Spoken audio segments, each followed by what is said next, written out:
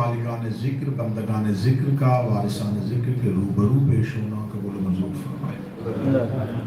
मेरा मालिक शबान की तमाम खुशियों के तसद्दुक़ और तुफ़ैल आने वाले तमाम मुक़द्दस हस्तियों के वसीले के साथ आप जितने भी अहबाब इन महाफिल में शरीक हो रहे हैं, आपकी जितनी शरई हाजात हैं पूरे बारगाह में मुस्तजाब फरमाएं। बरादर जनाब ज़हीर और इनके रफ़क़ाए-कार और इस अदारे की कमेटी इंतज़ामिया जिन्होंने इन महाफिल का एहतमाम किया, मौला उनकी सही कोशिश को अपनी बारगाह में कबूल मंजूर फरमाए। मेरा मालिक हम सबको हमारी नीयतों के मुताबिक अजर अता फरमाए, हमें अकीदाए हक पे इस्तकामत नसीब फरमाए, मरने से पहले कब्र हुसैन की ज़ियारत नसीब फरमाए, और जो हमारे मरहूमीन इस दुनिया को छोड़ के जा चुके हैं, शोहदाए मिल्लत जाफरी हैं, उनके दर्जात बुलंद फरमाए, हमारे वक्त के इमाम के ज़हूर में ताजील फरमाए, हमें आका का इंतज़ार नसीब फरमाए, बाद अज़ इंतज़ार दीदार नसीब फरमाए, बाद अज़ दीदार नुसरत नसीब फरमाए, और मेरा मालिक हमें शफ़ाअत आले मोहम्मद नसीब फरमाए। दुआओं की कबूलियत के लिए मिलके बाबा से बुलंद सलात सलामत फरमाए।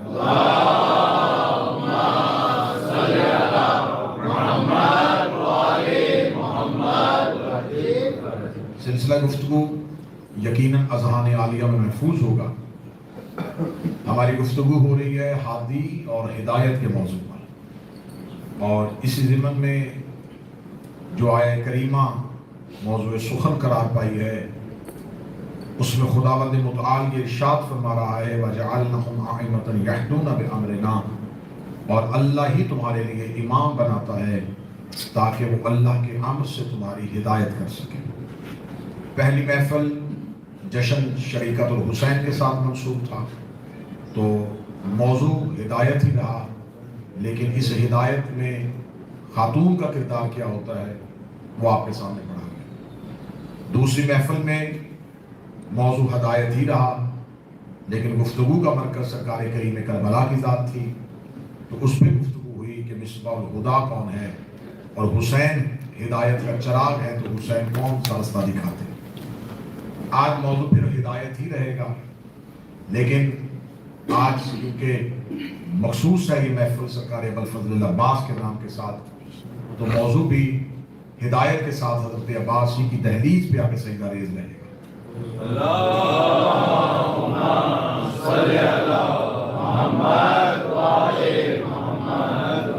वो खुदा ये चाहता है कि इंसान हिदायत याफ्ता रहे।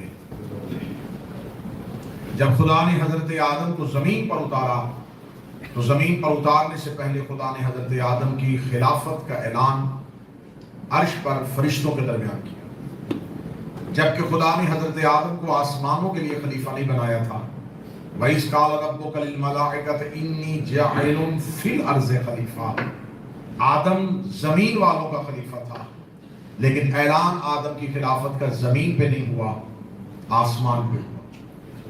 और खुदा ने मलाइका के दरमियान, फरिश्तों के दरमियान हजरत आदम की खिलाफत का ऐलान किया, और खुदा ने मलाइका से बराह रास्त खिताब करते हुए कहा फ़ाइज़ा सवैतु व नफ़ख़्तु फ़ीहि मिन रूही, जब मैं आदम के ढांचे को दुरुस्त करके इसमें अपनी रूह फूंकूं फ़क़अू लहू साजिदीन, तो तुम सब सजदे में गिरो।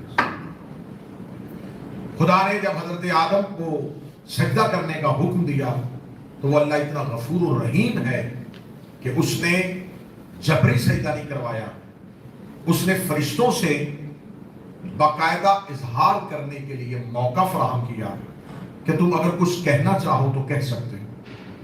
मलाइका ने इजाजत परवरदिगार के साथ जो मुकालमा कुरान में लिखा है, मलाइका ने, फरिश्तों ने अल्लाह से गुजारिश की कि मेरे मालिक तू इसे जमीन पर खलीफा बना रहा है, जो जमीन पर जाके फसाद करेगा, खून रेजियां करेगा, जबकि हम तेरी तस्बीह करते हैं, हम तेरी हम्द करते हैं।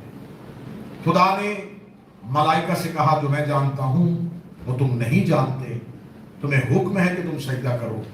सब मलाइका हुक्म परवरदिगार के तहत सजदे में गिर गए, इल्ला इब्लीस, सिवाय एक इब्लीस के। खुदा कहता उसने तकब्बुर किया, वकाना मिनल काफिरीन, क्योंकि वो काफिरीन में से था। ये है लहजा कुरानी। खुदा कह रहा है कि जब सब ने सजदा कर दिया, मलाइका सारे झुक गए, एक ने इनकार किया। वो इसलिए इनकार किया कि वो तकब्बुर कर गया, वो गरूर कर गया। वकाना सीगा मुजारे का सीगा है, काना मिनल काफिरीन, वो काफिरीन में से था। अब मैं पढ़े लिखे नौजवानों से ये सवाल पूछूंगा कि अभी हजरत आदम बने हैं, अभी आदम जमीन पर उतरेंगे, फिर उसके बाद शैतान आके इनकार करेगा और गुमराही फैलाएगा। लेकिन खुदा पहले से कह रहा है ये काफिरीन में से था। तो मेरे मालिक ये काफिरीन में से कैसे था? ये तो फरिश्तों में बैठता था, ये तो सुहबत मलाइका में रहता था। वकाना मिनल काफिरीन इस बात का इशारा कर रहा है कि ये अब काफिर नहीं बना, ये पहले से ही काफिर था। अगर ये पहले से काफिर था तो इतनी देर जो फरिश्तों की महफिल में बैठा तो खुदा ने उठाया क्यों नहीं? खुदा ने अपनी बारगाह से निकाला क्यों नहीं? मैं ये सिर्फ वाकया नहीं बताऊंगा, इसमें नौजवानों को एक लॉजिक, एक दलील लेके जाऊंगा जो आपके मजहब पर एतराज करते हैं और ये पूछते हैं कि अगर कुछ लोग इतने बुरे थे तो नबी ने उन्हें अपनी महफिल से उठाया क्यों नहीं? आपसे अक्सर ये सवाल सोशल मीडिया पे पूछा जाएगा कि 1400 साल के बाद आप शीयों को पता चल गया कि फलां शख्स भी ठीक नहीं था, फलां भी ठीक नहीं था, क्या नबी नहीं जानते थे? तो नबी ने उन्हें अपनी सोहबत से क्यों नहीं उठाया? उनके लिए पुरानी जवाब आपके लिए मैं तैयार करके दिए जा रहा हूं। आप उनसे फौरन कहें कि अल्लाह नहीं जानता था कि इब्लीस ने सजदा नहीं करना, तो उसने फरिश्तों की महफिल से क्यों नहीं उठाया? खुदा कह रहा है कि काफिर था और वो मासूमों में बैठा था। इसका मतलब है काफिर मासूमों में बैठा हो, काफिर काफिर ही रहता है, मासूम मासूम ही रहते हैं। सोहबत से फर्क नहीं पड़ता, किसी के करीब बैठने से फर्क नहीं पड़ता। अगर सोहबत में आने से फर्क पड़ जाता तो इतनी देर जो इब्लीस फरिश्तों में बैठा रहा तो उसको तो अलैहिस्सलाम हो ही जाना चाहिए था, क्योंकि वो अलैहिस्सलाम में बैठा हुआ था।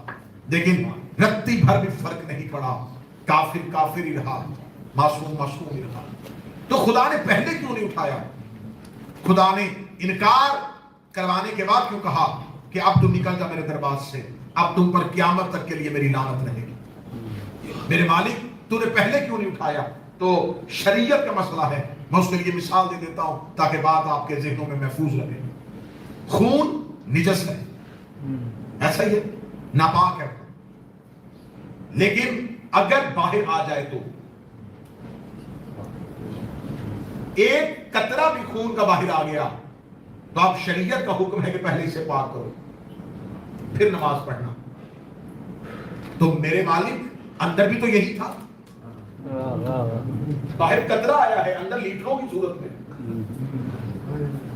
लेकिन शरीयत का मसला है कि जब तक अंदर था तो मसला नहीं था, अगर जाहिर हो गया है तो इसे पाक करो। निजासत छुपी रहे तो रहने दो,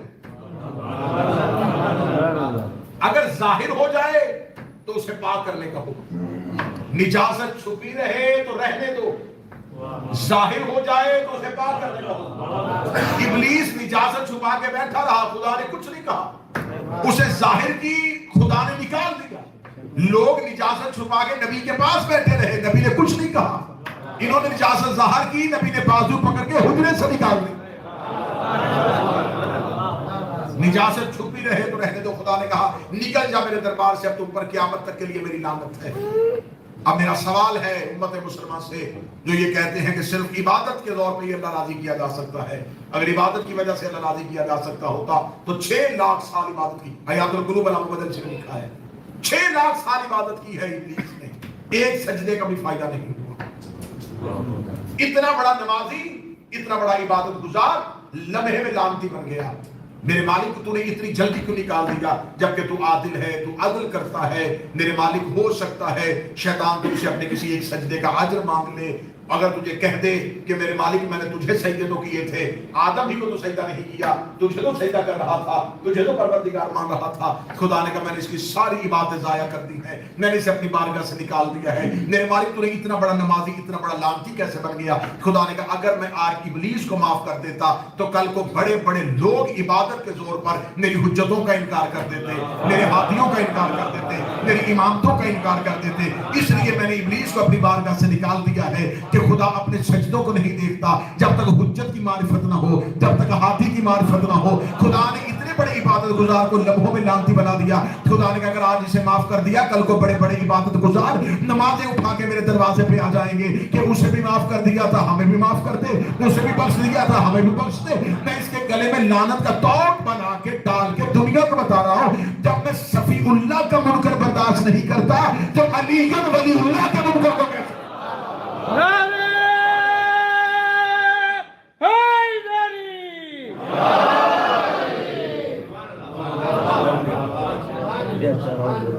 अब हादी के मुकाबले पे आने वाला मैं पढ़ूंगा आज।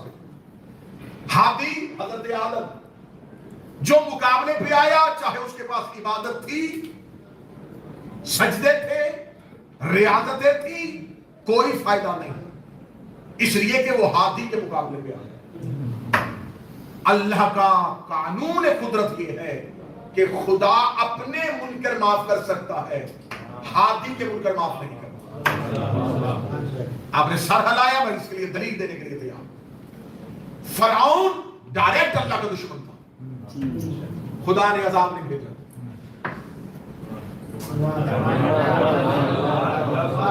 फरौन ने नबी होने का दावा नहीं किया था, रब होने का दावा किया।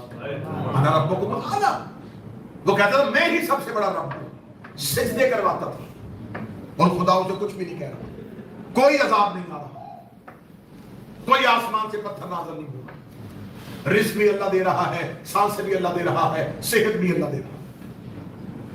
मेरे मालिक डायरेक्ट तेरा दुश्मन है, तो इसे सजा क्यों नहीं?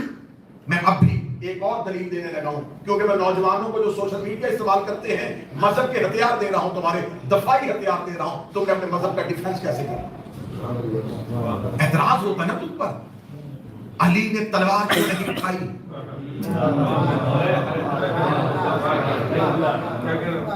अगर खिलाफत अली का हक था तो अली तो बड़े शुजा थे, अली तो बड़े बहादुर थे, अली ने तलवार क्यों नहीं उठाई? तो अगर रब होना अल्लाह का हक है तो खुदा ने फरौन पे अजाब क्यों नहीं भेजा? फरौन जैसे करोड़ों भी रबूबियत का दावा कर दे, उसकी रबूबियत में कोई फर्क नहीं आता। वो रब था, रब है और रब रहेगा। हजारों लोग तख्त पे बैठ के हाकम बन जाए, अली की इमामत में कोई फर्क नहीं पड़ता। अली इमाम थे, अली इमाम है और अली इमाम रहेंगे। ये एतराज किया जाता है ना कि अली ने तलवार क्यों नहीं उठाई, अली ने तलवार क्यों नहीं उठाई। मैंने इसका मिंबर से जवाब दिया था कि अगर आपको अली की तलवार उठाने के लिए इतनी ख्वाहिश थी अली तलवार उठाते तो हम साथ दे देते। अली ने तलवार क्यों नहीं उठाई? मौला अली के दरवाजे पे, सैयदा के दरवाजे पे हमला हो गया, तलवार क्यों नहीं उठाई? अली से तख्त छीन लिया, तलवार क्यों नहीं उठाई? तो जब जमल में उठाई थी तो साथ दे देना था। यानी अली खामोश रहे फिर भी एतराज कि अली तलवार क्यों नहीं उठाते, और अगर सफीन और जमल में उठा ले तो फिर भी एतराज कि अली तलवार क्यों उठा रहे। इसका मतलब है कि दुश्मनी अली से है, बुग़्ज़ अली से है, कीना अली से। खुदा ने अपनी बारगाह में बैठे हुए को निकाल दिया सिर्फ इसलिए कि उसने हाथी का इनकार किया था। फरौन अल्लाह का दुश्मन था, खुदा ने कुछ कहा जैसे ही मूसा के मुकाबले पे खुदा ने दरिया में होते देखे, खुदा ने कहा नहीं फरौन मेरा असूल है, मैं अपने दुश्मनों को माफ कर सकता हूं, अपनी हुज्जत के दुश्मनों को माफ। नूह की बीवी, नूह का बेटा नबी के घर रह के अल्लाह का इनकार करते रहे, कोई अजाब आया? जैसे ही नबी को छोड़ के पहाड़ पे चढ़ा फौरन खुदा ने अजाब का पानी भेजा। नूह ने सिफारिश भी की, मेरे मालिक मेरा बेटा है, फरमाया कश्ती चला, मैंने तेरे शजरे से निकाल दिया। اب یہ تیرا اہل نہیں رہا، اب یہ تیری اہل بیت نہیں۔ اس کا مطلب جب تک نوح کے گھر میں رہ کے اللہ کا انکار کرتے رہے خدا نے کچھ نہیں کہا، لیکن جب نبی کو چھوڑ کے گئے خدا نے عذاب دی۔ کیوں؟ اپنے منکر معاف کر دیتا، حجت کے منکر معاف کر۔ نمرود، شداد جب تک توحید کی دشمنی کرتے رہے خدا رؤوف الرحیم رہا، لیکن جیسے ہی اللہ کے بنائے ہوئے نبیوں کے مقابلے میں آئے تو وہ جبار اور کمال ہو گئے، اس لیے کہ اس کا اصول ہے کہ اپنے معاف کر دیتا۔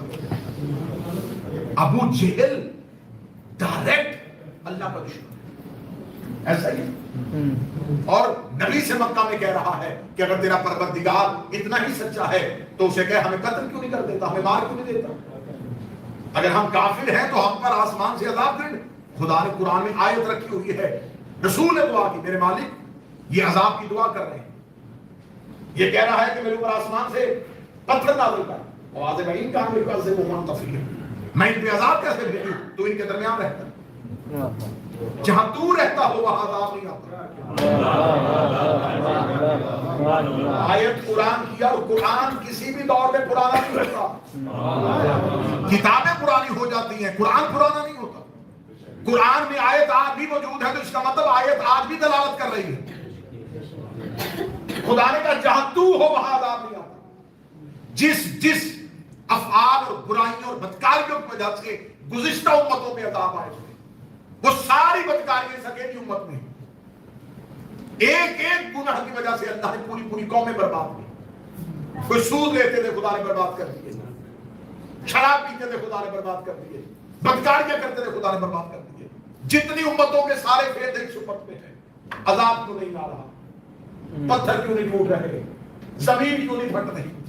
کیونکہ قرآن کی آیت موجود ہے، جہاں محمد ہو وہاں عذاب نہیں آتا۔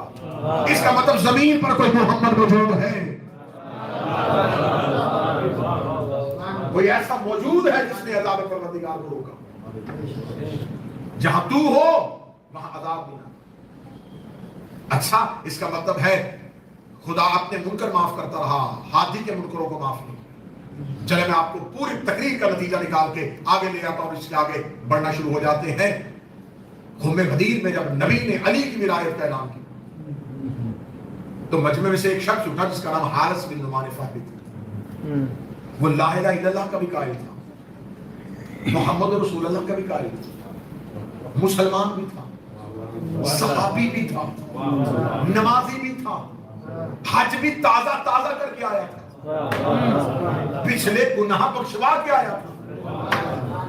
اس نے محفل رسالت میں کھڑے ہو کے کہا، اس کو اپنے چچا دار بھائی کو تو نے اپنی مرضی سے ہمارے اوپر مولا بنایا ہے یا اللہ کی مرضی سے؟ اگر اس میں اللہ کی مرضی ہے تو کیا اپنے اللہ سے آسمان سے مجھ پہ پتھر نازل کرے تو میں مان جاؤں گا علی اللہ کی جانب سے مولا ہے۔ ابھی اس کی دعا ختم نہیں ہوئی تھی، خدا کا دعا سأل سائل بعذاب واقع، ایک سوال کرنے والے نے سوال کیا، ہم نے فوراً آسمان سے عذاب واقع کر دیا۔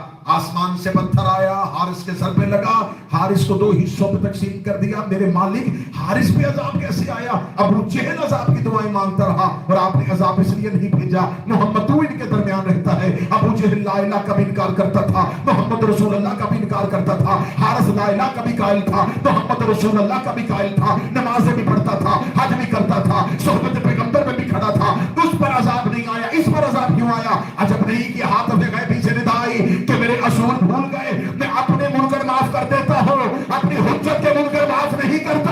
یہ لا الہ کا منکر نہیں، علی کا منکر۔ ادھر سے ہدایت کا سلسلہ چلا اور ادھر سے آدم پہلا ہاتھی، اور حضرت آدم کے زمین پر اترتے ہی ابلیس زمین پر آ گیا اور اس نے گمراہی کا سلسلہ شروع کر دیا۔ آدم کے بعد ایک ایک جو ہاتھی آتا رہا وہ ہاتھی من جانب اللہ تھا۔ آدم کے بعد شیش کے بعد نوش، نوش کے بعد کنان، کنان کے مہلائیل، مہلائیل کے بعد بادر، بادر کے بعد ادریس، ادریس کے بعد خنوخ، مسروشت، مرگ، نوح، سام، ارفجر، شالح، آبر، فالغ، ارغور، ابراہیم، اسماعیل، کدار، بنت، حمل، یس، یبسئی، عد، عدنان، ماد، مدرکہ، خزیمہ، کنانہ، نظر، مالک، کعب، فہر، نبی، کعب، زید، کلاب، عصر، یہ سب کے سب اللہ کے بنائے نمائندے۔ ये चल रहा है, तो हमें बताओ गुमराही वाला सिलसिला कहां है? इसका मतलब है अल्लाह नुमाइंदे भेज रहा है तो शैतान भी तो नुमाइंदे भेज रहा है। कुरान कहता है कि इमाम सिर्फ हिदायत का नहीं होता, इमाम गुमराही का भी होता है। तो इसका मतलब है कि हमें तारीख ने बताया कि आदम के मुकाबले पे हाबील के मुकाबले पे काबील आ गया था, नूह के मुकाबले पे नूह का बेटा आ गया था, इब्राहिम के मुकाबले पे नमरूद आ गया था, मूसा के मुकाबले पे फरौन आ गया था। तो ये गुज़िश्ता गुमराह तो हमें बताते रहे, फिर ये क्यों नहीं बताया कि आगे गुमराह करने वाले कौन? या तो आज ये बताओ कि कोई गुमराह हो ही नहीं रहा, अगर हो रहा है तो किसकी वजह से हो रहा है? अब तकरीर इतने नाजुक मरहले पे आ गई है कि यहां पर नतीजा जो है वो आपकी सोचों से ज्यादा प्यारा हो गया। और मैंने तीसरी तकरीर है, किसी एक तकरीर में भी मैंने लॉजिक को कम नहीं होने दिया। कोई एक जुमला भी ऐसा आया जिसमें आपको ऐसा लगा हो कि ये बात जो है कि हमें ऐसे लग रही है कि इसमें कोई वजन नहीं है, इसमें कोई दलील नहीं। अहले सुन्नत किताबों की मैं जिम्मेदारी लेता हूं कि रिसालत बाग में आखिरी रातों में से एक रात जिसे इल्मिया जुमेरात कहते हैं, रिसालत बाग ने अपने हुजरे में बैठ के एक लफ्ज कहा था जो अहले सुन्नत किताबों में लिखा। रसूल ने कहा था मुझे कागज कलम दो, मैं तुम्हें कोई नविश्ता तहरीर लिख दूं ताकि तुम मेरे बाद, ये देखिए यानी कि ये इतना शोहरा आफाक जुमला है कि आपके अजहान में महफूज था। मैंने आधी इबारत पढ़ी और आधी बच नहीं पढ़ी। नबी ने फरमाया मैं तुम्हें कुछ ऐसा लिख दूं ताकि तुम मेरे बाद गुमराह। ये इंसिडेंट, ये वकूआ, ये वाकया, ये बात कब हो रही है? नबी की जिंदगी में, रसूल के जाती प्राइवेट कमरे में, हुजरा रसूल में कुछ लोग मौजूद थे। अब यहां पर बुखारी ने लिखा है कि फलां था, मुस्लिम लिखा फलां था, तिरमिज़ी ने लिखा है फलां था, इब्ने माजा लिखा फलां था, सबने नाम मुख्तलिफ लिखे, लेकिन ये सब लिखा है कि यहां ये वाकया हुआ जरूर कि नबी ने कागज कलम मांगा था और ये कहते मांगा था कि कुछ ऐसा लिख दूं ताकि तुम मेरे बाद गुमराह ना हो। अब बहुत सी बातें ऐसी होती हैं कि हमारे मजहब में इशारा और कनाया इस्तेमाल किया जाता है, खिताबत में इशारा दिया जाता है, और इशारा और कनाया समझने वाली मखलूक अल्लाह ने आपसे बेहतर कायनात में बनाई हुई है। जितना बेहतर अली वाले इशारा समझते हैं इतना कोई भी नहीं समझता। अब रसूल ने कहा मैं तुम्हें कुछ ऐसा लिख दूं ताकि तुम मेरे बाद गुमराह ना हो। मैं मजलिस पढ़ने से पहले, महफिल में जश्न के आगाज से पहले मजमे से कहूं कि थोड़ा थोड़ा आगे आ जाए, तो ये वीडियो कैमरे में जश्न लाइव जा रहा, तो घर बैठा हुआ सुन रहा है, वो उठ के आगे नहीं आएगा,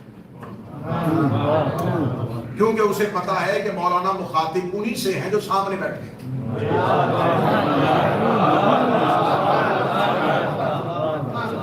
माशाल्लाह, जो पहले ही बोल गए 100 में से 100 जिन्होंने हल्का सा पॉज लिया, इसका मतलब आपका माइंड अभी अपनी प्रोसेसिंग में चल रहा है। उन्हें फौरन पता चल गया कि भाई कि जब इन्होंने कहा है कि आगे आगे आ जाए तो उन्हें कह रहे हैं तो सामने बैठे, हमें हुक्म ही नहीं, हमें कहा ही नहीं, तो हम क्यों उठे? हम तो घर बैठे देख रहे हैं। नबी ने कहा था कुछ ऐसा लिख दूं ताकि तुम गुमराह ना हो जाओ।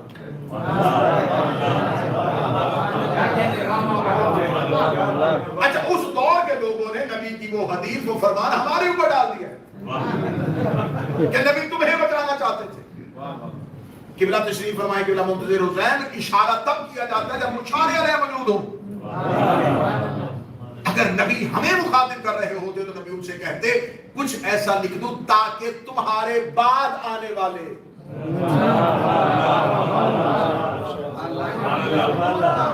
नबी कह रहे तुम गुमराह ना हो जाओ। तो इसका मतलब है जो भी खड़े थे, अब मुझे नामों में बहस ही नहीं करनी,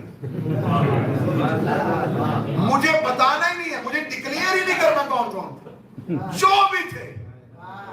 अब मुख्तलिफ नाम बुखारी ने कुछ लिखे हैं, मुस्लिम ने कुछ लिखे हैं, मिशकात ने कुछ लिखे हैं, मुस्तदरक हाकिम ने कुछ लिखे हैं, इब्ने हशाम ने कुछ लिखे, इब्ने इसहाक ने कुछ, भाई जितने भी थे, इसका मतलब नबी उनसे कह रहे गुमराह ना हो जाना। इसका मतलब नबी जानते थे कि गुमराह हो सकते हैं, तो फिर کے ہوش کے ناخن نے جو گمراہ ہو سکتا ہو وہ کبھی بھی ہدایت نہیں کر سکتا.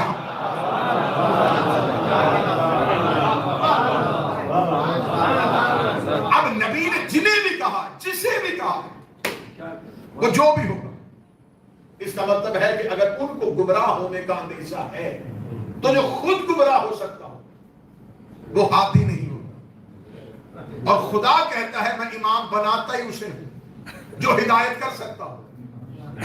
اس کا مطلب جو گمراہ ہو سکتا ہو وہ امام نہیں ہوتا.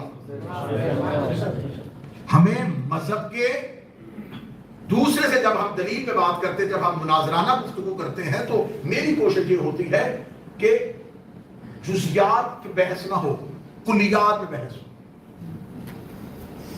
ستون کی اینٹیں نکالنے سے بہتر ہے چھت گرا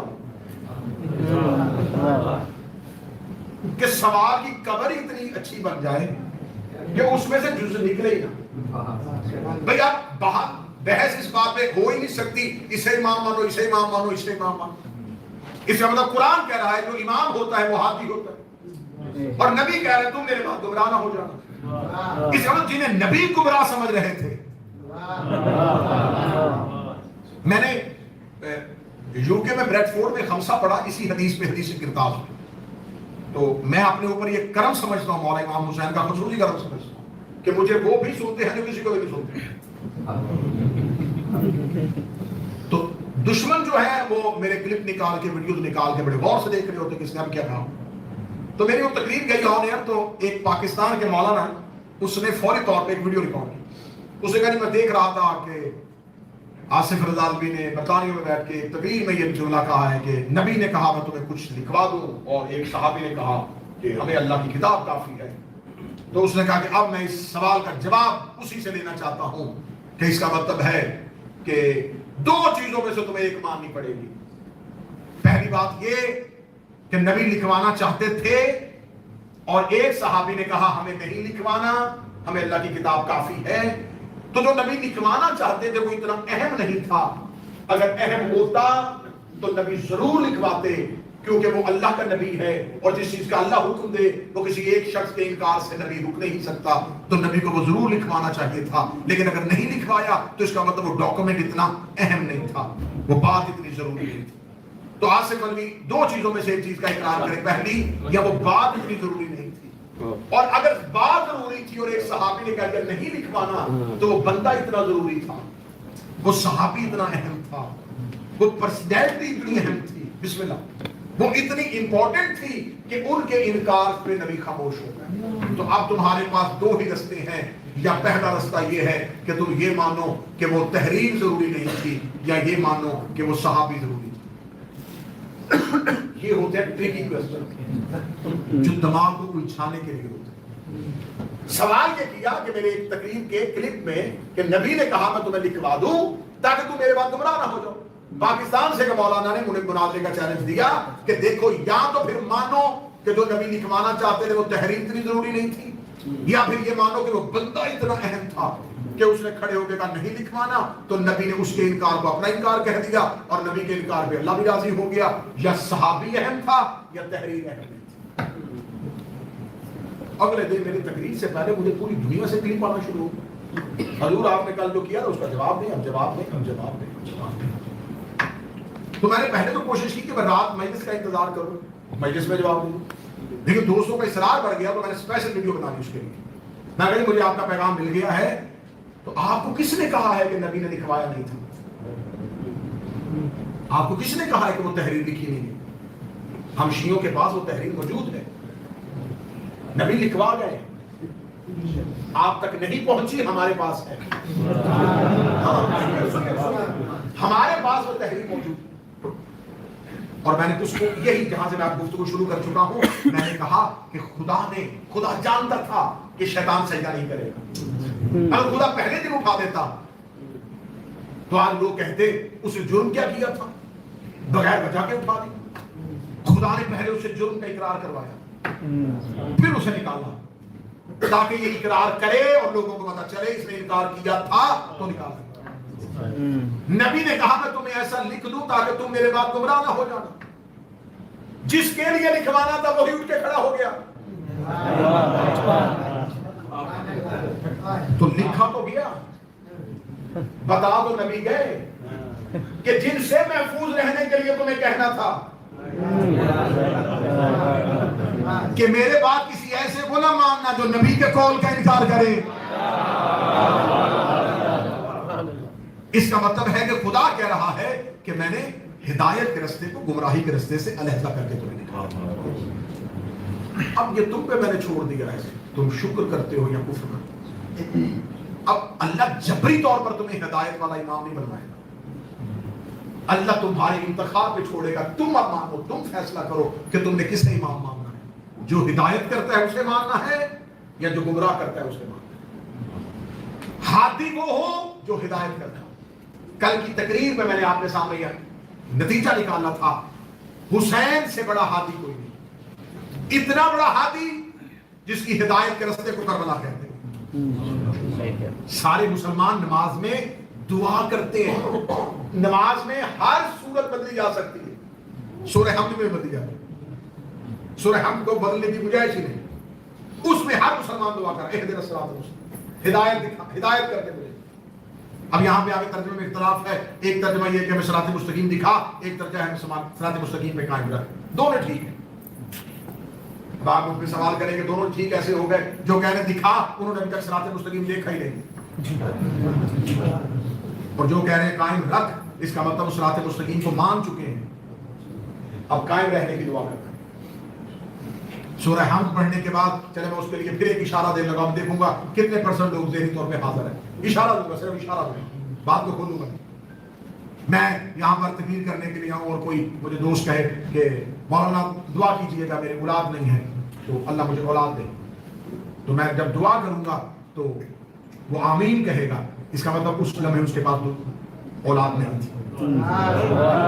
ایک سال بعد میں دوبارہ آیا، اسے اللہ نے بیٹا دے دیا، میں نے جب دعا کی تو اس نے اب آمین نہیں کہا، اس نے کہا الحمدللہ۔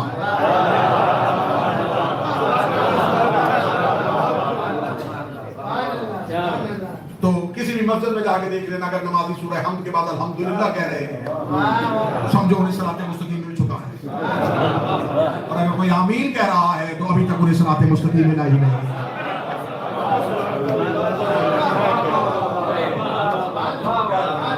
ہمیں صراط مستقیم ہدایت کر، ہمیں صراط مستقیم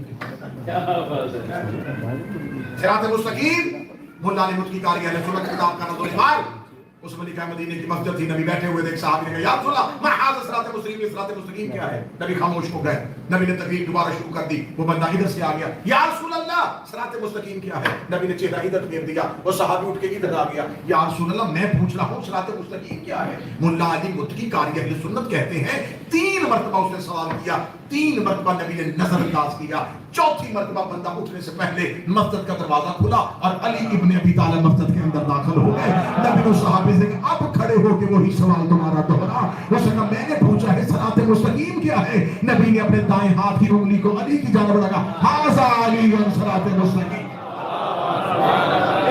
یہ میرا علی۔ اس کا مطلب ہے صراط مستقیم علی کا رستہ، کیونکہ صراط مستقیم کے آگے صراط الذین ہے، یہ جمع کا صیغہ ہے، رستہ ان لوگوں کا دکھا، عبادت تیری کرتے ہیں، مدد تیری مانگتے ہیں، رستہ تیرا نہیں، رستہ الذین ان لوگوں کا دکھا جن پر تیرے انعام نازل ہوتے رہے، جن پر تیری نعمتیں نازل ہوتی ہیں۔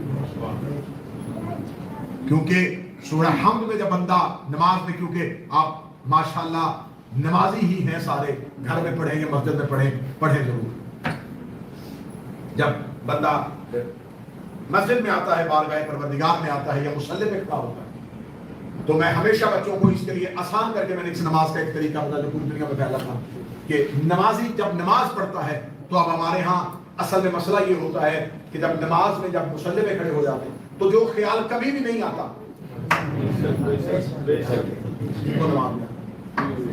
ہمارا، کیونکہ پاکستان پنجاب اور پنجاب کا شہر فیصل آباد یہ صنعتی شہر ہے، انڈسٹریل ایریا ہے، تو زیادہ لوگ بزنس کرتے ہیں، تو جتنے غیر شیعہ ہیں اور وہ بزنس مین ہیں ان کی مسجدیں بھری ہوتی ہیں، نماز بہت زیادہ نماز پڑھتے ہیں۔ تو میں نے ایک پوچھا مولانا سے, میں نے کہا ماشاءاللہ آپ بہت زیادہ نماز پڑھتے ہیں اور دکان کھلی چھوڑ کے مسجد میں چلے جاتے ہیں. تو اس نے کہا نماز بھی پڑھاتا ہوں اور حساب بھی کراتا ہوں.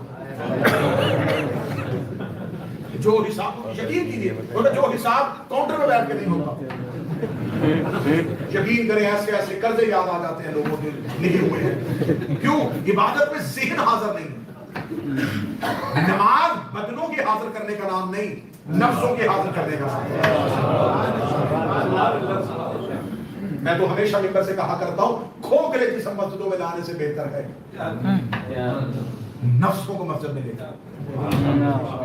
نفوس آئے جب اللہ کی بارگاہ میں بندہ آ جاتا ہے. اب ہماری مجبوری کیا ہے؟ میں نے اس پہ ریسرچ کی تھی, اس پہ تحقیق کی کہ نمازی کا دھیان نماز میں کیوں نہیں ہوتا. اس کی وجہ یہ ہے کہ نماز ہے عربی زبان میں, ہماری زبان عربی, اور نماز بچپن میں یاد کروا دی جاتی ہے.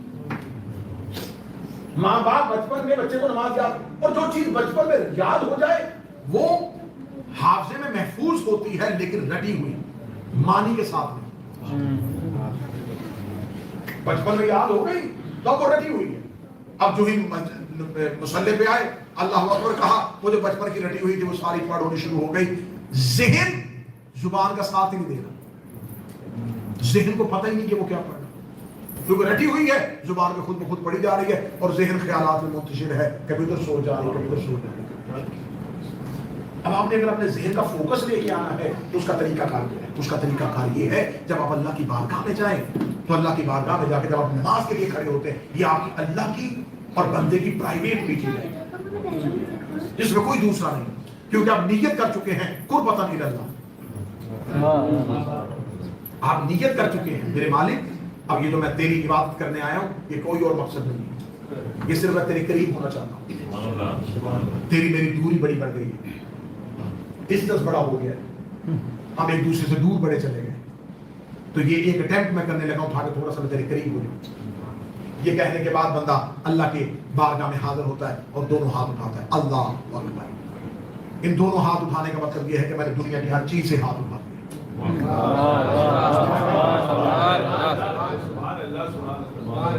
میں تیرا مجرم تھا, میں نے گرفتاری دے دی, ہینڈز اپ, میں تیری بارگاہ میں حاضر ہوں, اب مجھے اس دنیا سے کچھ بھی نہیں ملا. یہ کہہ کے ہاتھ اٹھائے دنیا سے اور اللہ کی بارگاہ میں کھڑا ہو. اب خدا کی بندے سے گفتگو شروع. خدا نے کہا آ گیا ہے میرے دروازے پہ, الحمدللہ جانتا ہے میں کون ہوں, رب العالمین.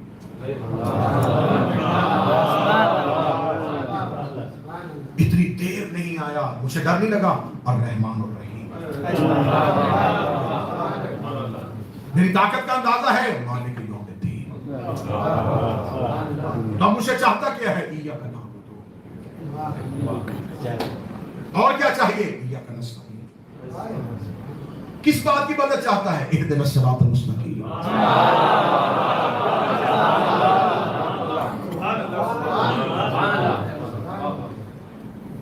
جن کی رستے پہ چلنا چاہتا ہے انہیں جانتا ہے صراط الذین, اور ان کے بارے میں کیا جانتا ہے, انعمت علیہم. اگر میں ان کی محبت دے دوں تو ادھر تو نہیں جائے گا, غیر المغضوب علیہم.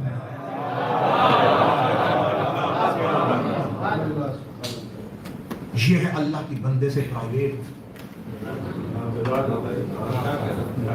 اگر تصور میں ہو کہ میں اللہ سے گفتگو کر رہا ہوں تو آپ کو پتا چلے کہ آپ کا رکوع کیا ہے اور آپ کا سجدہ.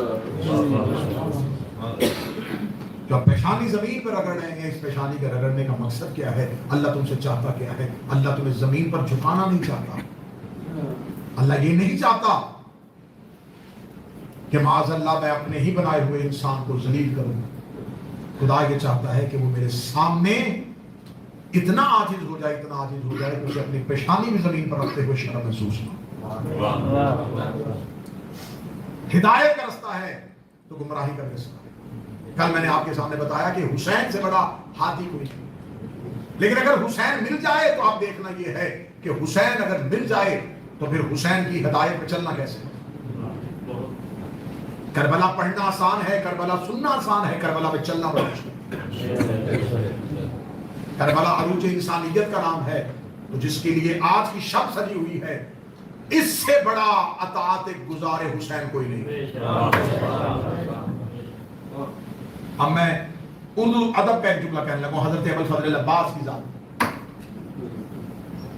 اتنا اطاعت گزار ہے اپنے مولا کا، میرا مولا ابوالفضل العباس، حسین کی ابرو کا اشارہ جس کے لیے وحی کا درجہ رکھتا تھا۔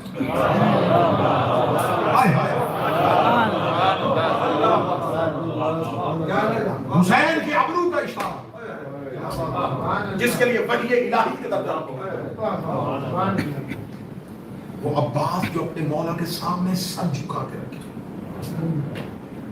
اگر جشن عباس سننے آئے ہو اور واپسی پہ نیاز میں وفا نہیں ملی تو کچھ بھی نہیں ملا۔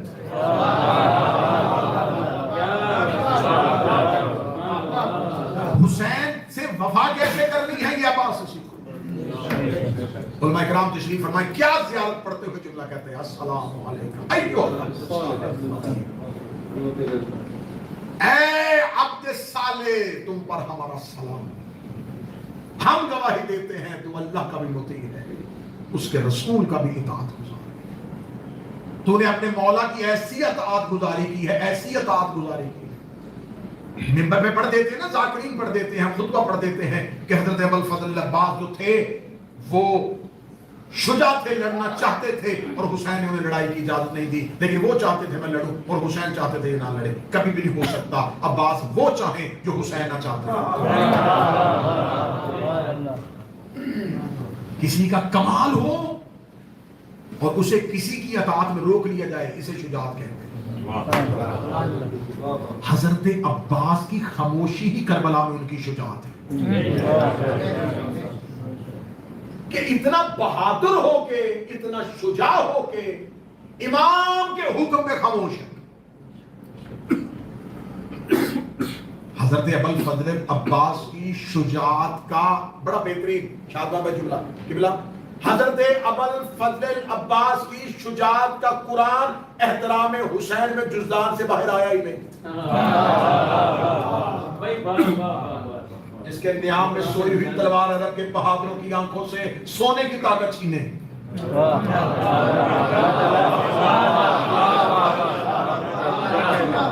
آپ خاموش بیٹھے، قاضی کے نوکر بیٹھے ہو، جو سفیر میں علی سے لڑتے تھے وہ کربلا میں عباس سے ڈرتے تھے،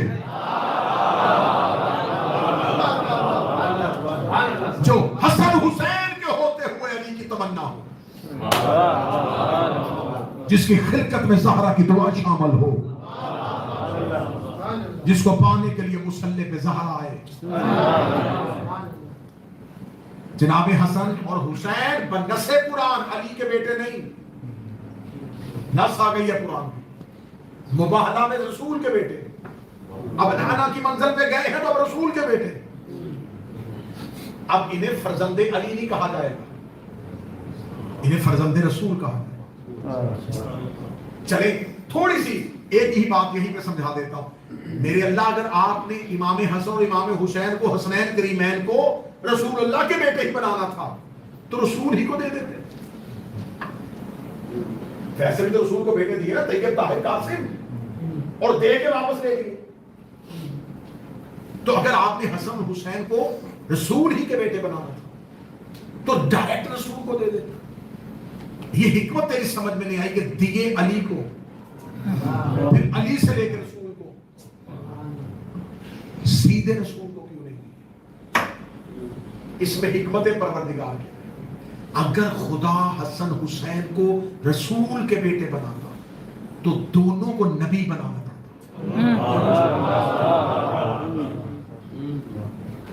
دونوں کو نبوت دینی۔ وجہ بتا، اس لیے کہ رسول ہے سید الانبیاء، رسول کے پاس ہر وہ صفت ہے جو باقی نبیوں کے پاس۔ اگر کوئی نبی کمال میں میرے نبی کے برابر ہو گیا یا افضل ہو گیا، پھر سید الانبیاء یہ نہیں رہیں گے۔ اور نبیوں میں سے بہت سے نبی ایسے ہیں جن کے بیٹے بھی نبی ہیں۔ جناب ابراہیم بیٹا نبی، یعقوب بیٹا نبی۔ تو اگر نبی کے بیٹے حسن حسین ہوتے اور نبی نہ ہوتے تو پھر قیامت والے دن سید الانبیاء ابراہیم اور یعقوب ہو جاتے۔ کیونکہ ان کی اولاد میں نبوت اور نبی کی اولاد میں نبوت نہیں. اب یہاں تو پھر نبی کا دروازہ کھلا ہوتا لیکن نبوت کا دروازہ بند ہو چکا تھا. نبی اور بھیجنا کوئی نہیں. اللہ نے نبوت کو بھی محفوظ رکھنا ہے اور اس سے بھی سید الانبیاء رکھنا ہے. لہذا بیٹے علی کو دے کے پھر نبی کے بنا دیا. اب آپ کی خاموشی پہ کلام قربان کرنے لگا ہوں. جس طرح حسن حسین بیٹے نبی کے تھے اور علی کو دیے, اس طرح عباس بیٹا زہرا کا تھا عمر بن کو دیا. مجھ پہ سوال کرو کہ عباس کی یہاں مجبوری کیا تھی؟ اگر عباس کو جناب زہرا کو سیدھا دے دیتا تو عباس کو بھی امام بنانا پڑ جاتا, کیونکہ علی کے سارے بیٹے امام نہیں, زہرا کے سارے بیٹے امام.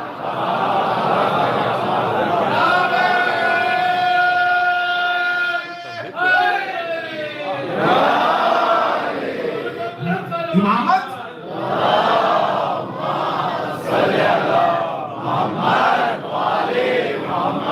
امامت میراث علی نہیں ہے, میراث فاطمہ. اگر امامت ورثہ علی ہوتا تو علی کے سارے بیٹے امام ہوتے.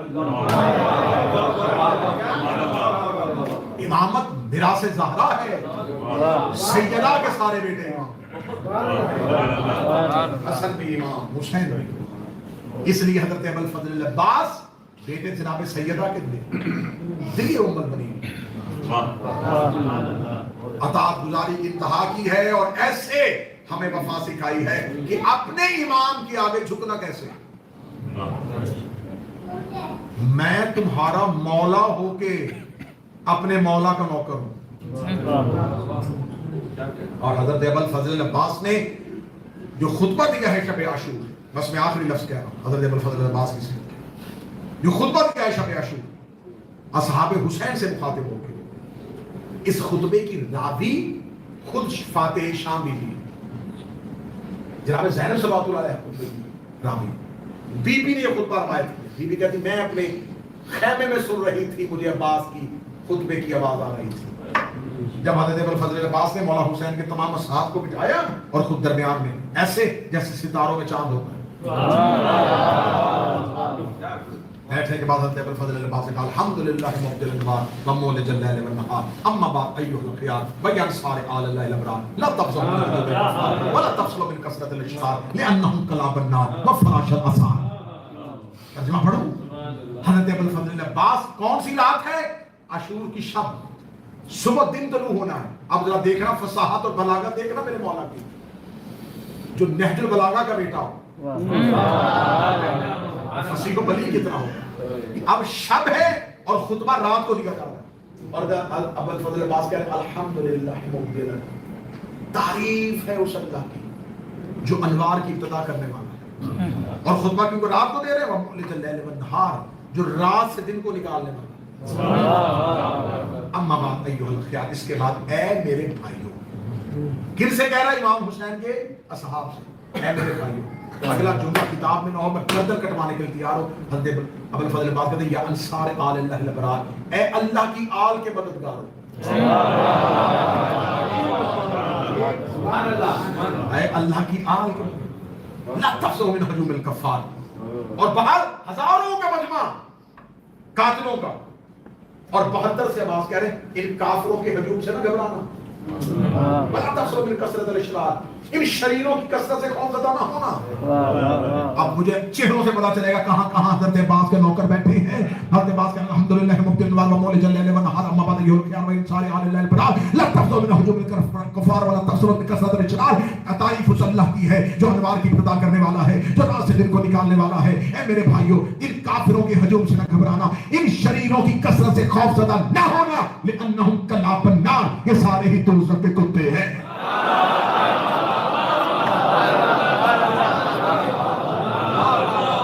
یہ لہجہ وہی ہے جو خندق میں رسول کا تھا, خندق میں نبی نے کہا تھا کون ہے جو اس کتے کی زبان پر ہے, وہی لہجہ عباس استعمال کرے. لأنہم کلاب النار, یہ دوزخ کے کتے ہیں. وفراش الاثار, یہ سارے گناہوں کی پیداوار ہے. میری مجبوری ہے, مجھے ممبر کی تحریر اجازت دے دی, ورنہ میں فراش الاثار کا پورا ترجمہ کرتا. حضرت ابوالفضل العباس نے کہا یہ سارے ہی زنازانے ہیں, یہ سارے ہی گناہ کی پیداوار ہیں. اور اتنا جوش والا خطاب کرتے ہوئے، اتنا ولولہ انگیز خطاب کرتے ہوئے، جو ہی حسین کے نوکروں پہ نظر پڑی، 3 دن کے پیاسے ہونٹوں پہ نظر پڑی، اور حضرت عباس کیا کہے؟ انتم لوگ البریہ بخلاصۃ الخلیقہ، تم تو اللہ کے چنے ہوئے لوگ،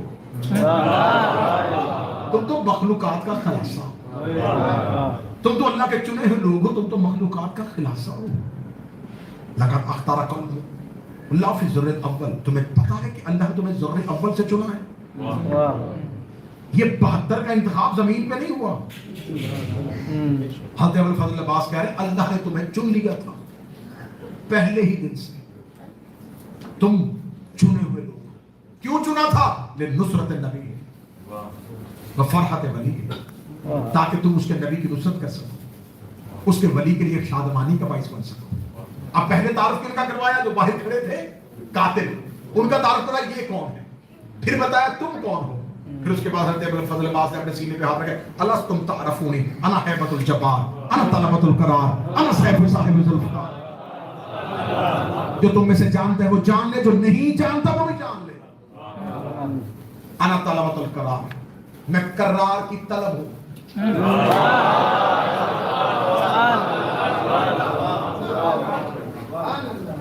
میں جبار کی ہیبت ہوں۔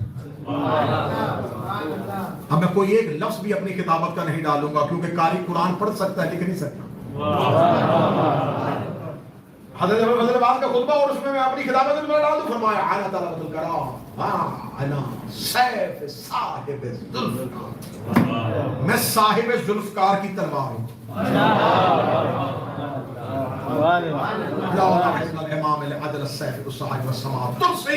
اگر میرا امام مجھے حکم دے میں صبح کو انگلیوں کو تلوار بنا دوں گا، آسمان کو ڈھال بنا دوں گا۔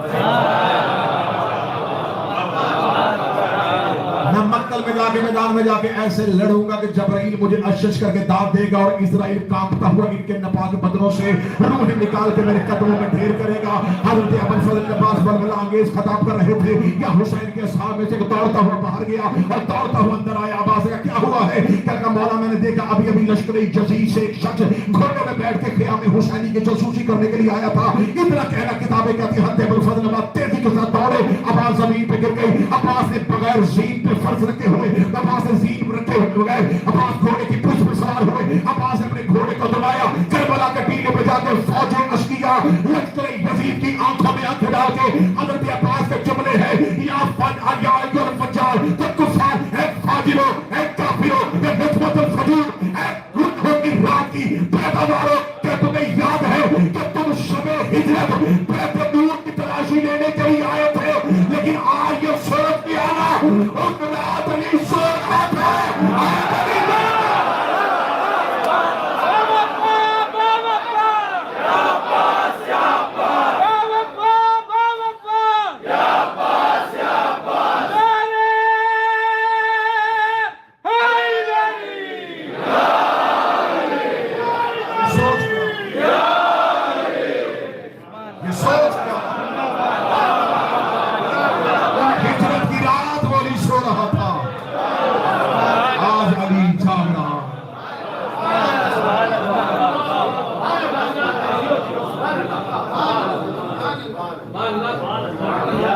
جس کے لہجے نے ہزاروں کی آنکھوں سے سونے کی طاقت چھینی،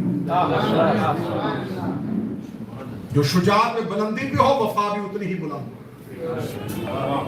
تقریر تمام ہو گئی، اور انشاءاللہ کل آخری نشست، پھر سلام الوداع، انشاءاللہ زندگی باقی ملاقات باقی۔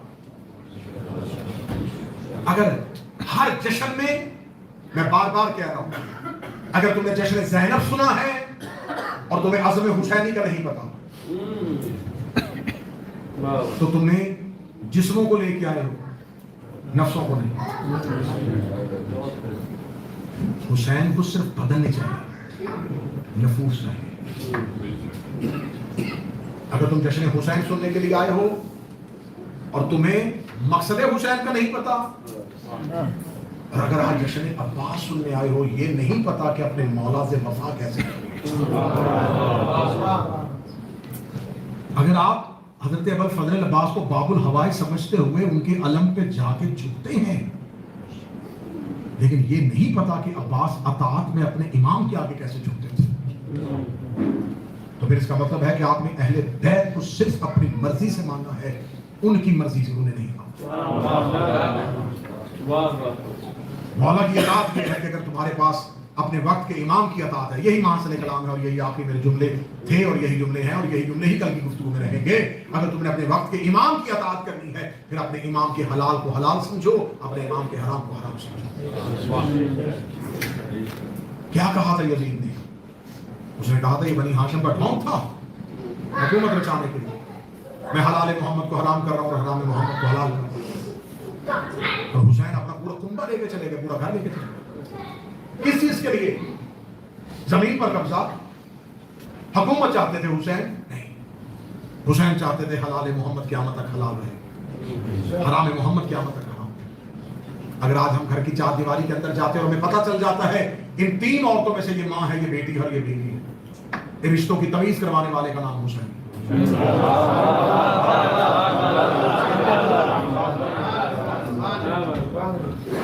اگر حسین نے تمہیں چار دیواری کے اندر رشتوں کی تمیز دی ہے اور اسی چار دیواری کے باہر جا کے تم رشتوں کی تمیز بھول جاتے ہو, تمہیں محرم اور نامحرم کا خیال نہیں کرنا. تمہیں اس ملک نے بڑے قوانین میں اجازت دی رکھی ہوگی, لیکن یاد رکھنا تم دنیا کے کسی بھی کونے, کسی بھی خطے, کسی بھی علاقے میں رہو, تم رہو اس ملک میں پابند حسین کے رہنا. آپ ہندوستان کے ہیں یا پاکستان کے ہیں, آپ یہاں پر قانونی طور پہ ہندوستان اور پاکستان کا جھنڈا نہیں لگا سکتے, کیونکہ جس ملک میں رہو اسی کا پرچم ہو. لیکن یہ وحد ہے کائنات کا بادشاہ فاتح عباس, اس کا علم ساری دنیا میں رہ رہا ہے.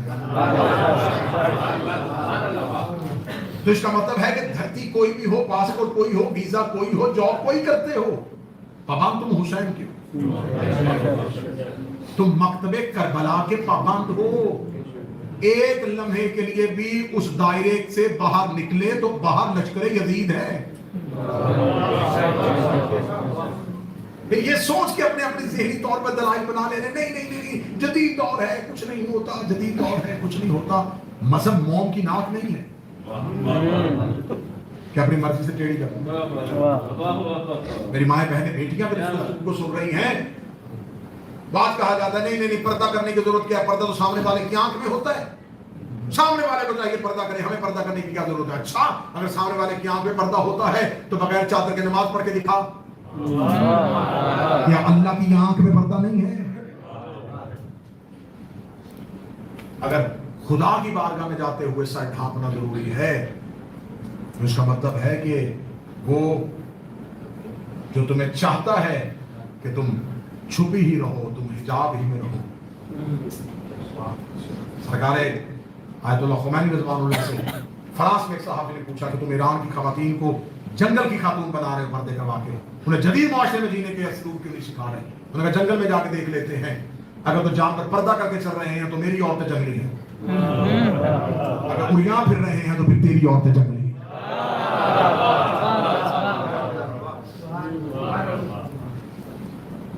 جی جدید دور آ گیا, بس اب ہم ینگ ہو چکے ہیں, اب ہمیں ماں باپ سے اجازت لینے کی ضرورت نہیں ہے. کس لیے؟ یہاں کا لاء کہتا ہے. اچھا یہاں کا لاء کہتا ہے, تم قرآن کے لاء کو دیکھو. ہم علی ولی اللہ پڑھتے ہیں تو اللہ تمہارے گھر میں 2 ولی رکھے, ماں بھی ولی ہے, باپ بھی ولی ہے. زبان سے علی ولی اللہ پڑھنا اور گھر والے ولیوں کی بات ہی نہ ماننا, تو سمجھو پھر علی ولی اللہ بھی نہیں. میں سخت جملے کہنے کا عادی نہیں ہوں, سخت طریقے سے نہیں, موعظہ حسنہ کے طریقے سے ہی بات پہنچ جائے. جتنے میرے ینگ نوجوان دوست بیٹھے ہیں, تم اس مذہب کا چہرہ, تم اس مذہب کا تشخص ہو, تم اس کی پہچان, تمہارے روزانہ کے اعمال تمہارے وقت کے امام کے سامنے جاتے, اور تمہارے ایک گناہ کو مٹانے کے لیے امام اپنی آنکھ کا ایک آنسو نکالے, اور اگر چاہتے ہو کہ وہ روتے رہیں ٹھیک ہے, لیکن اگر تم نے دن میں ایک دن ایسا کرنا ہے کہ تمہیں صبح اٹھنے کے بعد، میں دوست بن کے مشورہ دے رہا ہوں، میں خود تم جیسا ہوں، میں پہلے اپنے آپ کو تقوی کی نصیحت کروں گا پھر آپ کو کروں گا. میں کوئی آسمان سے اتری ہوئی مخلوق نہیں ہوں کہ میں آپ کو گناہگار سمجھوں، خود کو پارسا سمجھوں. ہم سب اس کا حصہ. ایک دن ایسا کرنا ہے کہ صبح اٹھ کے آپ نے کہنا ہے آج کا دن میں نے اپنے امام کے نام پہ گزارا. پھر اس کے بعد دن میں جو جو کام کرتے رہنا ذہن میں پہلے سوچ لینا امام راضی ہوں. اگر تیرے اندر سے آواز آئے کہ راضی ہے، بچوں کو بات سمجھا دیں. آپ صبح کو نماز کے اٹھنے کے لیے الارم لگے گا. جیسے ہی الارم بولے گا اندر سے دو آوازیں بولے گا. پہلی الارم بول گیا اٹھ جائے، دوسری ساتھ ہی آواز آئے گی رات لیٹ سوئے تھے، تھکے پڑے تھے، ابھی اٹھ گیا، نیند خراب ہو جانی، کام میں بھی جانا ہے. یہ دو آوازیں اندر لڑ رہی ہیں. ایک آواز بار بار آئی جا رہی ہے کچھ نہیں ہوتا، 2 رکعت نماز ہی تو ہے. دوسری آواز آئے گی کل سے انشاءاللہ کل سے. یہ جو دو آوازیں آ رہی ہیں، ایک امام کی آواز ہے، ایک شیطان ہے. ہر صبح تم نے فیصلہ کرنا ہے کہ تم نے کس کی آواز پہ لبیک کہا. اگر تم نے مسلسل امام کی آواز کو نظر انداز کیا تو پھر تمہارے اندر سے دو آوازیں آنا بند ہو جائیں، پھر ایک ہی آئے گی. اور اگر تم نے شیطان کی آواز کو ہرا دیا پھر بھی ایک ہی آئے گی.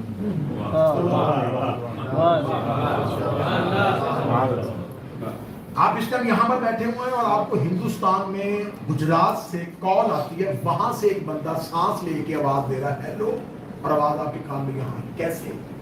اس کا مطلب ہے کہ یہ جو آپ کے اوپر یہ اسپیس ہے اس کے اندر آوازیں جو ہیں وہ آ رہی تھی، آوازیں یہاں پر محفوظ تھیں. یہ ہر کسی کے فون پہ آواز نہیں آئی. آپ کے پاس ایک ڈیوائس تھی، آپ کی فریکوینسی اس کے ساتھ میچ ہو گئی اور آپ کو آواز اپنے باپ، اپنی ماں، اپنے دادا، اپنے نانا کی آنی شروع ہو گئی. اس کا مطلب ہے کہ ڈیوائس کی فریکوینسی میچ ہو جائے تو آواز آ جاتی ہے.